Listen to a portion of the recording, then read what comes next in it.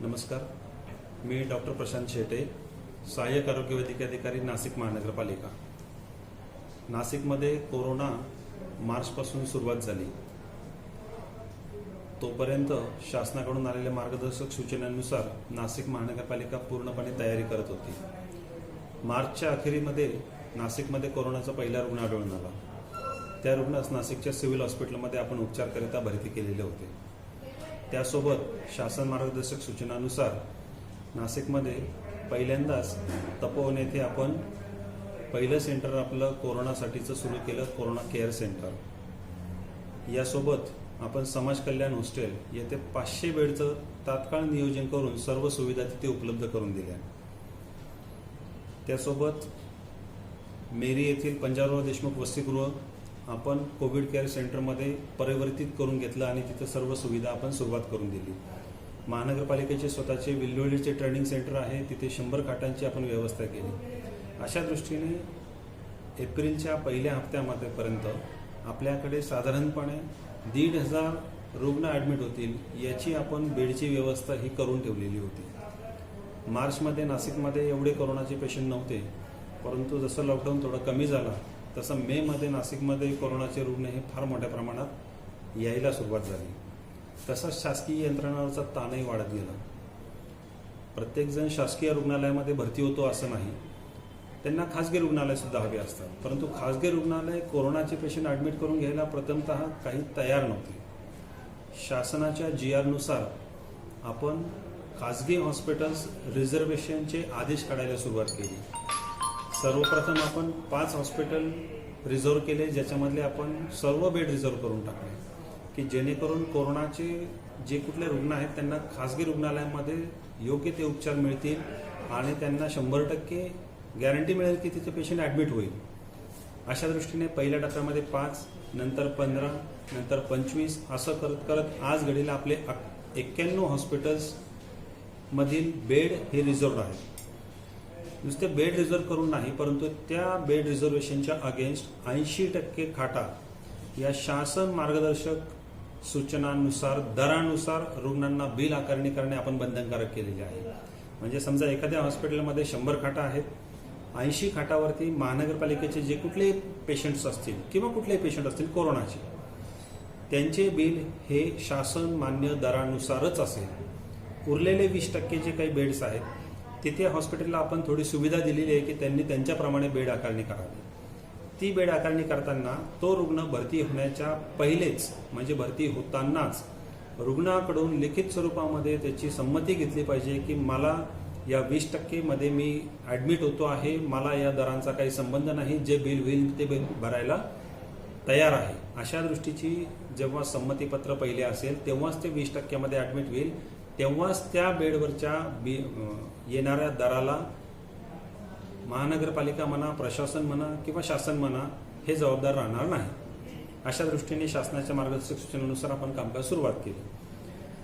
नुसते bed reserve करून होत नव्हतं, कारण रुग्णांना कुठे जायचं, तो हॉस्पिटलवाला ॲडमिट करून घेईल का नाही घेईल अशी बऱ्यापैकी भीती होती। म्हणून महानगरपालिकेने सेंट्रली एक स्टेशन तयार केलं, health centre, corona health centre. या हेल्थ सेंटरमध्ये आम्ही 3 गोष्टी केल्या। एक म्हणजे कोरोना मदत केंद्र, म्हणजे कुठल्याही प्रकारची कोरोनाची माहिती आपल्याला या मदत केंद्रामधून मिळू शकते।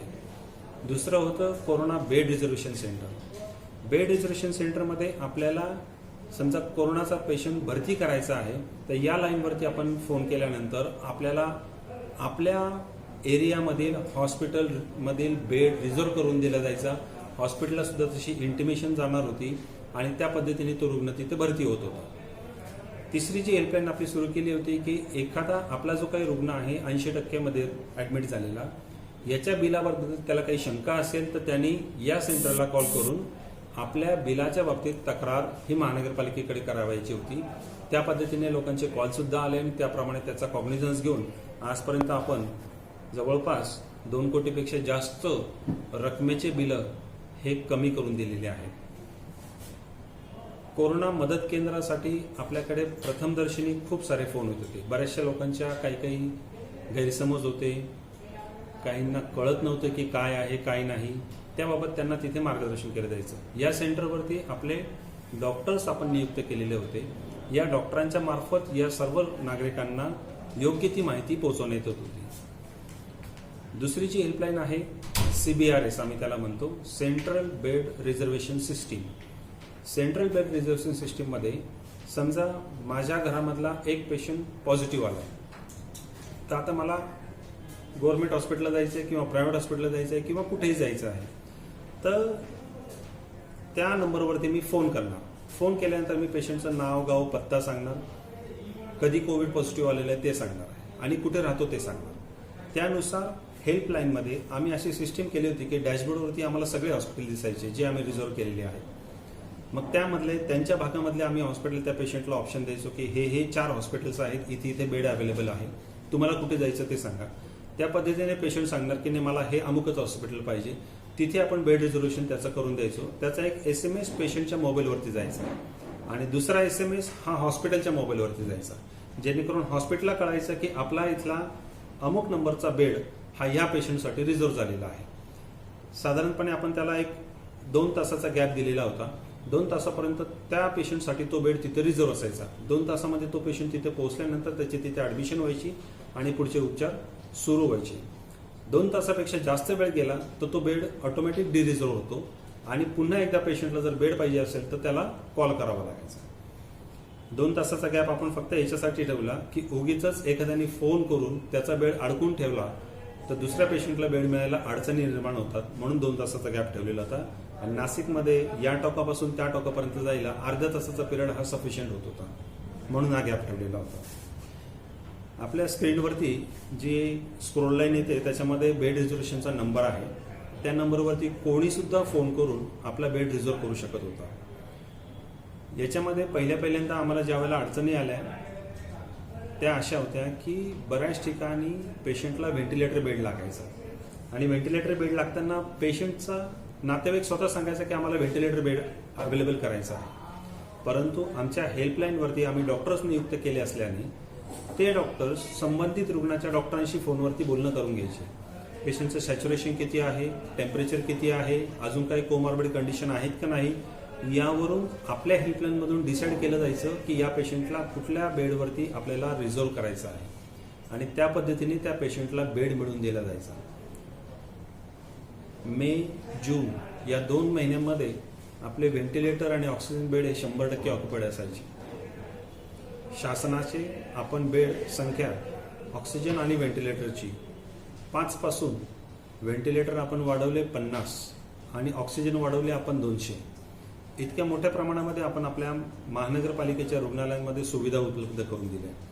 यासोबत इतर खासगी हॉस्पिटलमध्ये कोविडचे रुग्ण भरती होत आहेत हे बघून खासगी वैद्यकीय व्यावसायिक स्वतःहून पुढे आले आणि त्यांनी आपले हॉस्पिटल रिझर्व्ह करण्यासाठी आम्हाला विनंती केली. त्या पद्धतीने तात्काळ 1 दिवसामध्ये आपण लगेच आदेश करून संबंधितांचे रुग्णालय हे कोविड रुग्ण भरती करण्यासाठी तयार करून घेतले. या पद्धतीने आत्तापर्यंत आपण जवळपास 5,000 रुग्णांना त्यांच्या मनपसंतीचा बेड खासगी रुग्णालयामध्ये उपलब्ध करून दिलेला आहे. ही सर्व सिस्टीम आम्ही एका कॉम्प्युटरवरती तयार करून घेतली, त्याचं सॉफ्टवेअर बनवलं आमच्या संलग्न सोसायटीकडनं आणि त्या सॉफ्टवेअर थ्रू आम्हाला प्रत्येक वेळची इत्तंभूत माहिती मिळायची की कुठल्या ठिकाणी किती बेड आपले वेकंट आहेत. जसं आज घडीला आम्ही छातीठोकपणे सांगू शकतो की आमचे महानगरपालिकेतर्फे 91 रुग्णालय हे आज घडीला आरक्षित आहेत कोविड रुग्ण भरती करण्यासाठी. यामध्ये एकूण बेड संख्या आहे 4,557.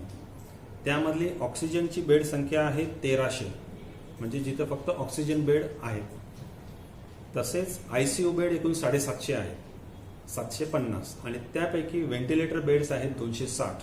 म्हणजे ज्या वेळेला आपण सुरुवात केली त्यावेळेला महानगरपालिका क्षेत्रामध्ये कोविडसाठी आपण व्हेंटिलेटर बेड संख्या आरक्षित केलेली 50 आणि आज घडीला आपले 260.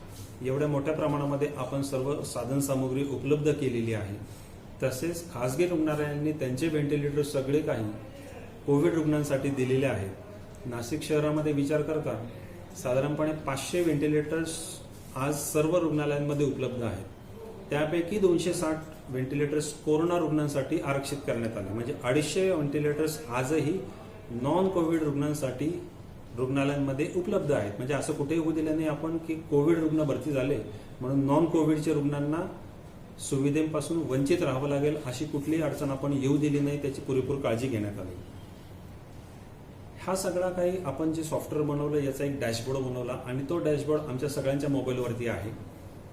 जे आम्ही कोविडमध्ये काम करतोय किंवा ज्यांचे कोविड रुग्णालय आहेत त्यांच्या मोबाईलवरती आम्हाला हा डॅशबोर्ड दिसतो. त्याच्यामध्ये कुठल्या हॉस्पिटलला किती बेड वॅकंट आहेत काय आहेत हे इत्थंभूत आम्हाला कळतं. पहिल्या 10 दिवसात आमच्या लक्षात आलं की हा डॅशबोर्ड आपण लोकांना सुद्धा दाखवावा, जेणेकरून लोकांना घरी बसल्या दिसलं जाईल की कोणत्या हॉस्पिटलमध्ये किती बेड रिझर्व आहेत, म्हणजे मग मला या हॉस्पिटलला जाता येईल. म्हणून आपण तो जो डॅशबोर्ड आहे तो लोकांसाठी, नागरिकांसाठी आपण खुला केला. म्हणजे आपण काय केलं, नाशिक महानगरपालिकेच्या वेबसाईटवरती आपण कोरोनासाठी एक सेपरेट टॅगलाईन घेतली. त्या टॅगलाईनमध्ये कोविड डॅश पोर्टल या नावाने आपण तो ओपन करायला संधी दिली. म्हणजे नाशिक महानगरपालिकेच्या वेबसाईटवर गेल्यावर कोविड पोर्टल म्हटलं की कोविड पोर्टलमध्ये सगळं उघडते की त्याच्यामध्ये सेंट्रल बेड रिझर्वेशन सिस्टीम उघडते, नाशिकचा मॅप उघडतो. नाशिकचा मॅप उघडल्यावरती नाशिकच्या कुठल्या भागामध्ये किती पेशंट्स आहेत हे सगळं त्या मॅपवरती आपल्याला दिसतं. अशा पद्धतीने कोरोनाच्या बाबतीमध्ये ज्या ज्या माहिती आहेत त्या सर्व आम्ही नाशिक महानगरपालिकेच्या वेबसाईटवरती सर्व नागरिकांसाठी खुल्या करून दिलेल्या आहेत. बऱ्याचशा नागरिकांचे आम्हाला फोन येत होते प्रथमतः की आमच्या भागामध्ये प्रतिबंधित क्षेत्र आहे की नाही, आमच्या भागामध्ये किती कोरोनाचे पेशंट आहेत, मग आमच्या इथल्या किराणा दुकानातून आम्ही सामान घ्यावं की नाही, काय करावं. याच्यासाठी आम्ही ही जी काही वेबसाईट तयार केली आणि महानगरपालिकेच्या वेबसाईटवरती आम्ही हे सगळं खुलं करून दिलं. तेव्हापासून अशा प्रकारचे कॉल येणं आमच्याकडे बंद झालं, कारण लोकांना घरी बसल्या रोजच्या रोज बघता येऊ लागलं की नाशिकमधल्या कुठल्या भागामध्ये किती पेशंट्स आहेत, माझ्या घराजवळ किती पेशंट आहेत हे सुद्धा दिसू लागलं. त्याच्यामुळे साहजिकच लोकांमधली जी भीती आहे ती हळूहळू कमी व्हायला लागली. यासोबत आम्ही प्रथमतः ज्या वेळेला पूर्ण लॉकडाऊन होतं त्यावेळेला नाशिक महानगरपालिका कार्यक्षेत्राकरिता ऑनलाईन सर्व सिस्टीम उपलब्ध करून दिल्या होत्या. जसं ऑनलाईन किराणा माल, ऑनलाईन भाजीपाला, सर्व काही ऑनलाईन लोकांना घरपोच पोहोचवता येईल याकरिता आपल्याच वेबसाईटवरती आपण सर्व काही त्यांना सुविधा दिलेल्या होत्या, जेणेकरून घरी राहणाऱ्या नागरिकांना कुठल्याही प्रकारची अडचण येऊ नये. औषधे, भाजीपाला, किराणा या इत्तमभूत गोष्टी आहेत. या तिन्ही सुद्धा आपण ऑनलाईन लोकांना मिळवून दिल्या आणि त्याचा नाशिकच्या नागरिकांनी पुरेपूर उपयोग करून घेतला असं म्हणायला हरकत नाही. आज त्याची गरज तेवढी फारशी उरलेली नाही, परंतु तो जो लॉकडाऊनचा पिरियड होता त्याच्यामध्ये याचा फार मोठा हातभार नागरिकांच्या सुविधेसाठी करण्यात आला आणि लोकांनी त्याचा लाभ पण उठवलेला आहे. CBRS सिस्टीम ज्या वेळेला नाशिकच्या कार्यक्षेत्रामध्ये खूप सारे कोरोनाचे पेशंट होते त्यावेळेला फार मोठी आम्हाला मदत झाली. ज्यांना कोणाला समजत नव्हते त्यांचे आम्हाला फोन येत होते डायरेक्ट. आम्ही आमच्या कोर टीमचे सर्व मोबाईल नंबर्स हे सर्वांसाठी खुले करून दिलेले आहेत. दिवस रात्र कधी पण आम्ही सगळेजण फोन उचलतो आणि रुग्णांना योग्य उपचार मिळतील या दृष्टीने सतत प्रयत्न करत आहोत. नाशिकची परिस्थिती आज घडीलात काहीशी वेगळी आहे. आपले कोरोनाचे रुग्ण हे झपाट्याने कमी झालेले आहेत. अर्थात याचं श्रेय हे बऱ्याच गोष्टींना जातं, पण आज जी काही रुग्णांची संख्या कमी झालेली आहे त्याच्यामुळे आमच्या CBRS सिस्टीमवरचा ताण हा बऱ्यापैकी कमी झाला आहे. म्हणजे जिथे आम्हाला रोजचे 50-100 फोन यायचे रुग्ण भरती करण्यासाठी, तिथे आज 1-2 फोन येतात आणि 1-2 फोन रुग्णांनाच फक्त आपल्याला बेड अवेलेबल करून द्यावा लागतोय. इतके चांगली सुधारणा नाशिक शहरामध्ये ही झालेली आहे आणि आजही एवढ्या कमी पेशंट असताना सुद्धा CBRS सिस्टीमचा लाभ नाशिकचे नागरिक घेत आहेत आणि त्यांना त्यांचा उपयोग होतो आहे, ही खरंच चांगली बाब आहे. नाशिकमध्ये नागरिकांनी केलेल्या योग्य सहकार्यामुळे नाशिकमधला कोरोना आटोक्यात आणण्यामध्ये खूप फायदा झालेला आहे. लॉकडाऊनच्या काळामध्ये नागरिकांनी लॉकडाऊन खूप चांगल्या पद्धतीने पाळलं. तदनंतर नागरिकांना केलेल्या आव्हानानुसार मास्क वापरणे, सोशल डिस्टन्सिंगचा वापर करणे आणि वारंवार हात धुणे या 3 गोष्टींमुळे खरोखर कोरोना आटोक्यात आला असं म्हणायला हरकत नाही. यासोबत नाशिकच्या लोकप्रतिनिधींनी, प्रशासनाने केलेलं एक उत्तम कार्य म्हणजे मिशन झिरो, ज्याच्या अंतर्गत आपण भागामध्ये अँटीजेन तपासणी केल्या आणि पॉझिटिव्ह आलेले रुग्ण तात्काळ आपण विलगीकरण केले. अर्थात त्या काळामध्ये इतक्या झपाट्याने रुग्ण पॉझिटिव्ह यायचे की तो ताण आमच्या सीबीआरएस सिस्टीमवरती खूप सारा पडलेला होता.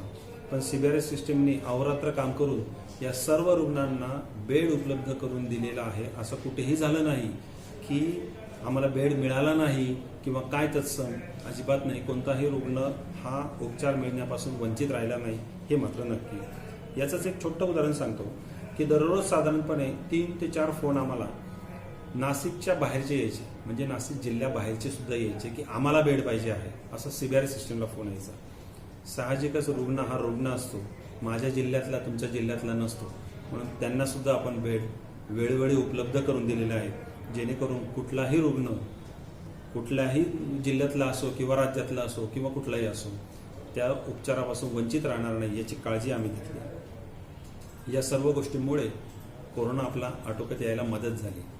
यासोबत शासनाने आत्ताच रिसेंटली माझे कुटुंब माझी जबाबदारी ही मोहीम सुरुवात केली. या मोहिमेचा उद्देश असा होता की आता कोरोनाचा प्रभाव कमी झालेला आहे असं नागरिकांच्या मनामध्ये वळवळ आलेलं आहे, परंतु काही जण जे पॉझिटिव्ह असतील परंतु घरामध्ये असतील किंवा फिरत असतील इकडे तिकडे, त्यांना तरी आपण शोधलं पाहिजे आणि त्यांना आपण या गर्दीपासून वेगळं केलं पाहिजे, त्यांना उपचार दिले पाहिजे. म्हणून घरोघरी सर्वे करून रुग्ण शोधणे कामी माझे कुटुंब माझी जबाबदारी ही मोहीम महानगरपालिकेने राबवली. 100% त्याचं काम झालेलं आहे आणि जे आपल्याला पॉझिटिव्ह रुग्ण सापडले त्यांना तत्काळ आपल्याला विलगीकरण करता आलं, जेणेकरून त्यांच्यापासून आजाराचा प्रसार हा इतरांना होणार नाही.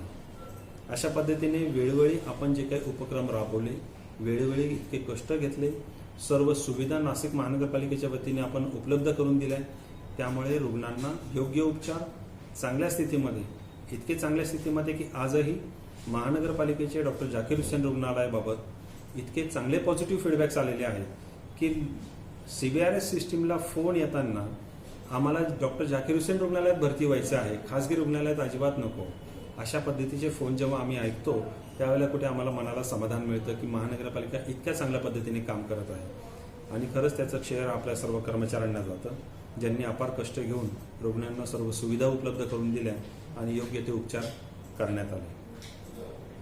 या सीबीआरएस सिस्टीम अजूनही चालू आहे आणि आम्ही अजूनही 6 महिन्यापर्यंत ती चालू ठेवणार आहोत. ज्या कुठल्याही रुग्णाला कुठल्याही प्रकारचा बेड, आता आम्ही थोडंसं त्याच्यामध्ये मॉडिफिकेशन करण्याचा प्रयत्न करत आहोत. आपण कोविड नॉन कोविड दोन्ही बाबतीमध्ये त्याची आपण सुविधा आपण चालू करणार आहोत, जेणेकरून कुठल्याही पेशंटला बेड पाहिजे असेल तर तो आपल्याला संबंधित रुग्णालयाच्या डॉक्टरशी बोलून तात्काळ उपलब्ध करून देता येईल.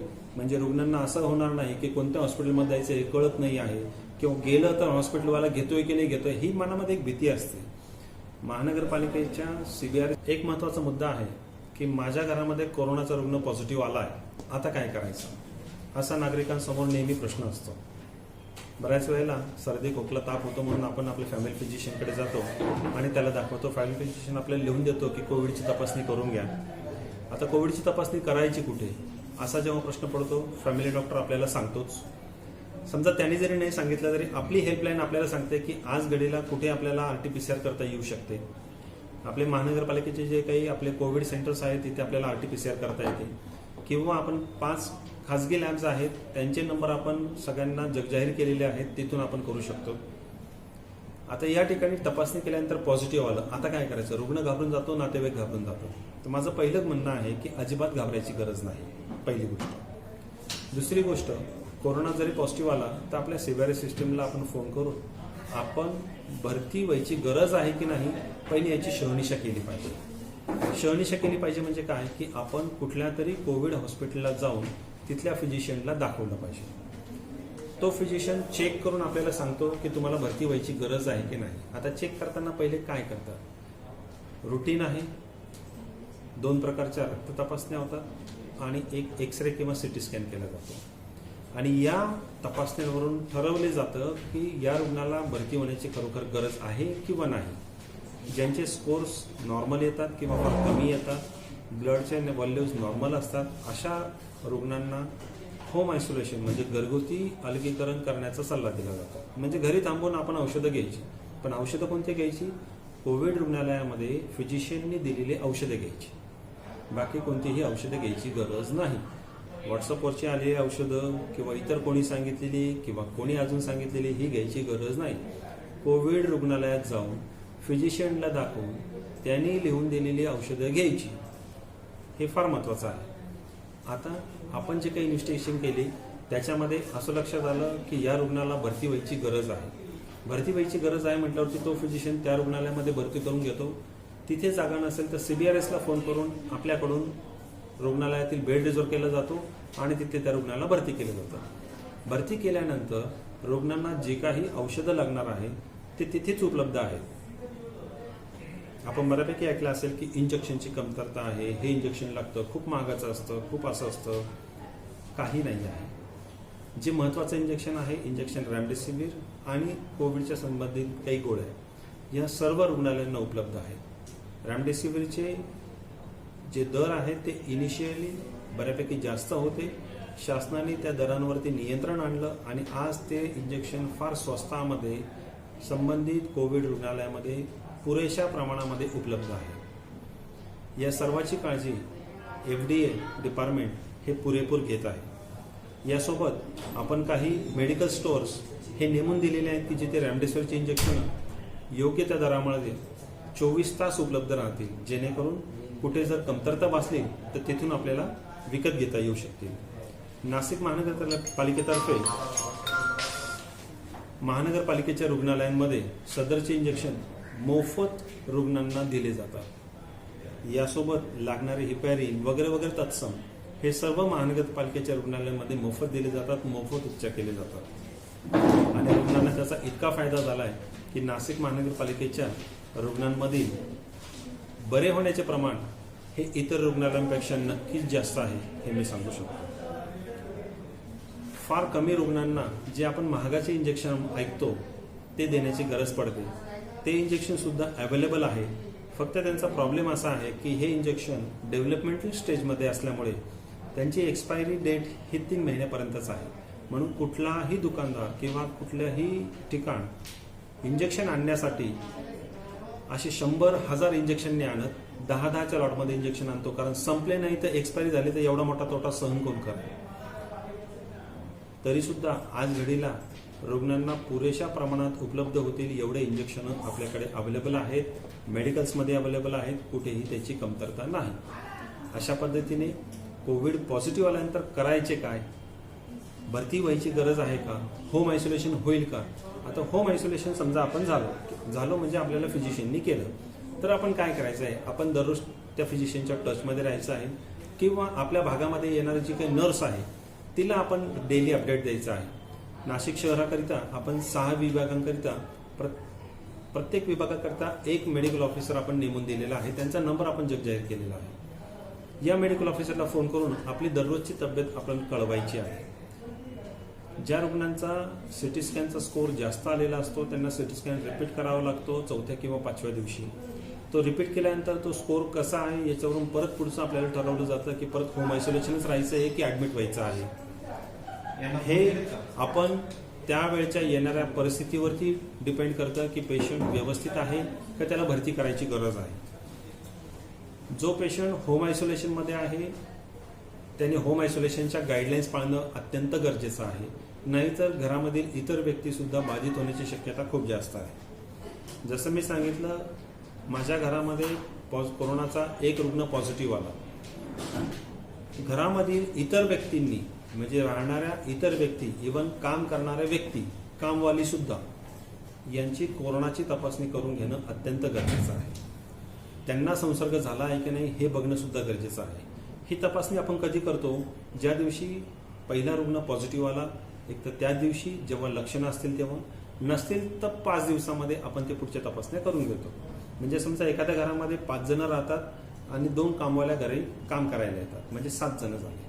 7 जणांपैकी 1 जण पॉझिटिव्ह आलेला आहे म्हणून 6 जण उरले. या 6 जणांपैकी 2 जणांना समजा सर्दी खोकला आहे किंवा लक्षणे आहेत, त्यांची ताबडतोब तपासणी करावी. बाकीच्यांची 5 दिवसामध्ये कधी पण तपासणी करावी आणि बघून घ्यावं ते पॉझिटिव्ह आहेत की निगेटिव्ह आहेत. निगेटिव्ह आहेत विषय संपतो. पॉझिटिव्ह आहे पुन्हा एकदा होम आयसोलेशन करावे की हॉस्पिटल ॲडमिट करावे ते कोविड हॉस्पिटलच्या फिजिशियनने ठरवावे आणि त्या फिजिशियनने दिलेले मेडिसिन्स हे रुग्णांनी घ्यावेत. हे आपलं सूत्रबद्ध कार्यक्रम होम आयसोलेशनच्या बाबतीत ठेवावा. घरी काळजी घेताना जो पॉझिटिव्ह आलेला आहे त्यांनी कायम मास्क वापरावा, हात वारंवार साबणाने धुवावे, त्याचे जेवणाचे पिण्याचे भांडे वेगळे ठेवावे आणि ते वारंवार स्वच्छ करावे.